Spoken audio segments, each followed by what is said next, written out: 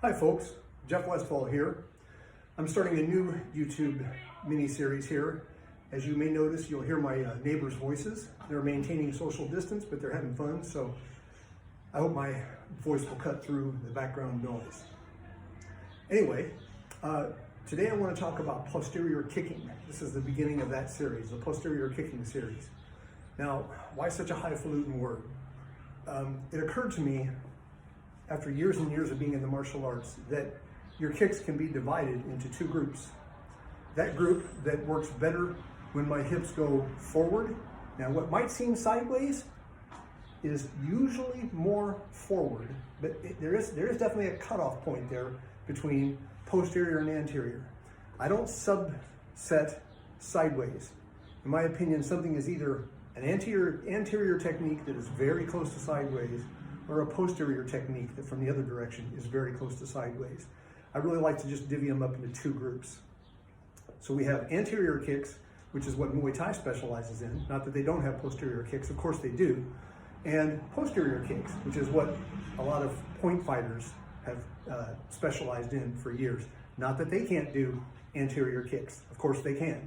A good fighter has both. But in my early career, I specialized quite a bit in posterior kicking. You'd have to leave it to someone else to decide how good I was. But I put a lot of time into it, and I think I learned a lot. And most especially what I developed for myself was some footwork, maybe some tricks that someone else might have developed a little differently, but here's what I've got to offer you. Posterior kicking footwork means, literally as the name implies, that I'm pointing at least behind the midline of my shorts here. So once that midline is off the center, and you're looking a little more in my rear than my front, my apologies for this, then I'm set for posterior kicking. Now, if you look at my feet, I keep my base foot somewhere between, pivoted all the way so that my toes point straight away from the opponent and my heel points straight at the opponent.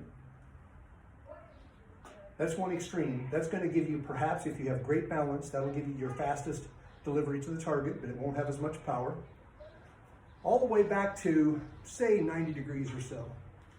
Some freaks, like I used to try to be when I was younger, will start a few degrees beyond that and still be able to pivot out smoothly and generate whatever they need to generate. But that's, there is no hard dividing line, just wherever you're comfortable with your balance.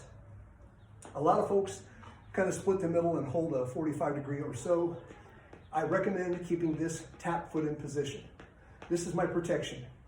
When I'm in this structure, whether I just threw a kick, whether I'm getting ready to throw a kick, my best protection is the kick, not any defensive movement with my leg. If I need to totally devote myself to defensiveness, if I don't think I can use my kick to defend myself, then I'm backing the heck out. It's not that complicated at its basic level. At a higher level, I might do things like pursue, which we'll get at later. That's much higher level for posterior kicking. It's much easier to pursue an opponent in an anterior structure like a Muay Thai kicking stance. But there are times when I just got right up on the edge of the guy's critical distance and I know I can score on him with one more move, and I might put that extra little pop on there to get him.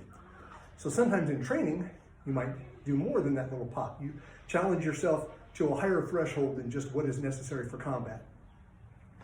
So, posterior kicking is not better than anterior kicking, and vice versa. They are each just specialized for where they are.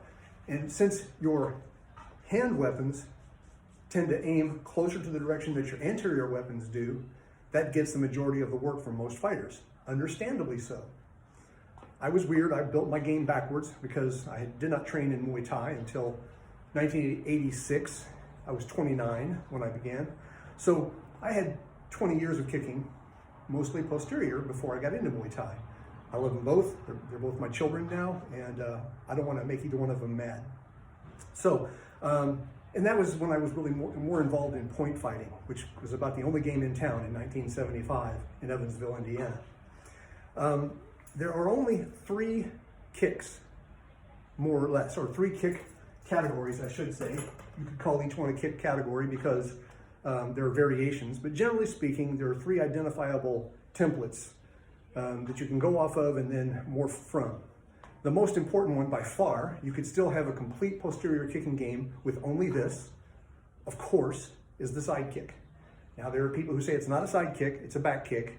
It's because your base foot is pivoting all the way. I'm not going to argue with you, whatever you want to call it. If you want to call it Ernestine, it's an effective weapon for me. I don't care what I call it. But for my students, I refer to it as the side kick, just out of sheer force of habit from years in the martial arts. So, whichever of those angles my base foot is at, when I throw the side kick, I'm not really teaching you how to throw the side kick today. I just want you to see what the angle is. My idea is to hit with my heel straight at the target. Usually at the knee, could be at the midsection. The head, rarely.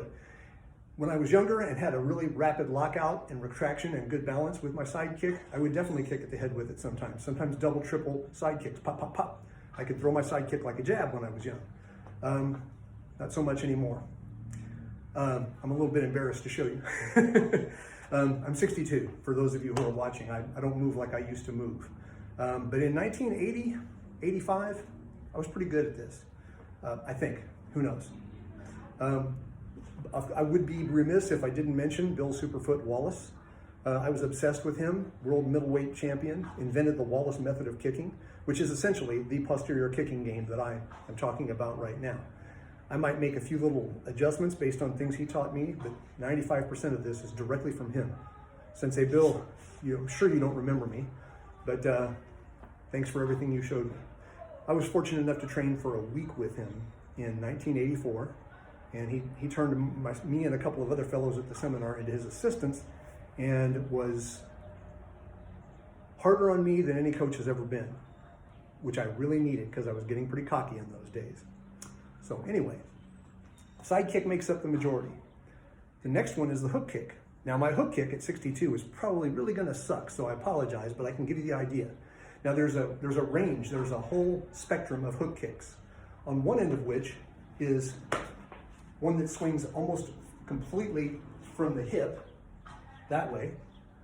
One that comes up like you're going to side kick, goes out like you missed your side kick and hooks only from the knee and retracts back to your side kick chamber position, or retracts back down to your tap step position on the ground. I could hook kick and come right back to here. Then if things get hairy, boom, let them run into my side kick. Remember, that's our defense in this position, which requires that we are always able to come back to a balanced position. This is my modification.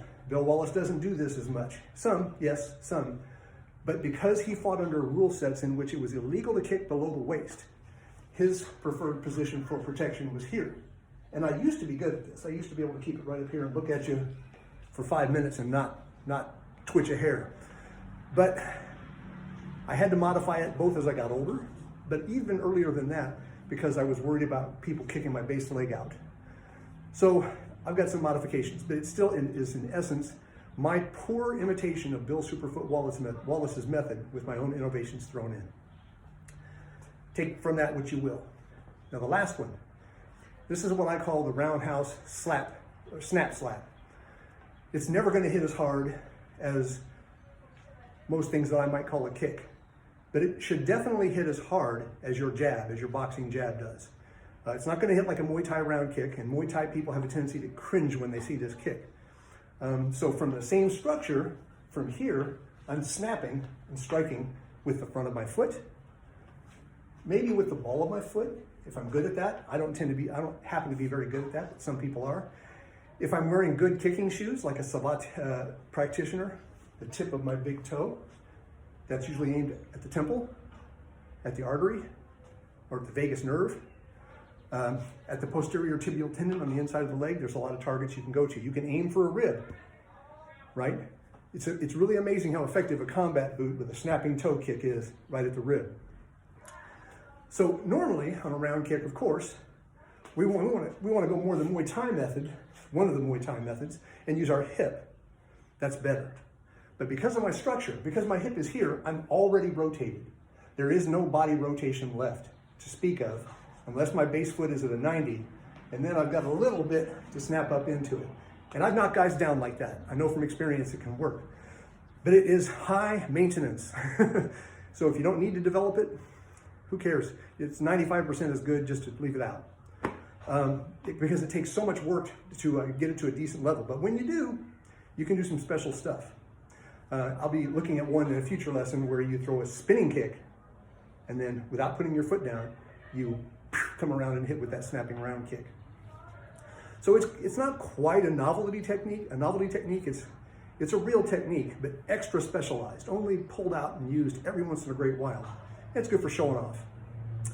Okay, so that takes care of an orientation and an introduction to what I call posterior kicking. Next time, we'll get into some footwork.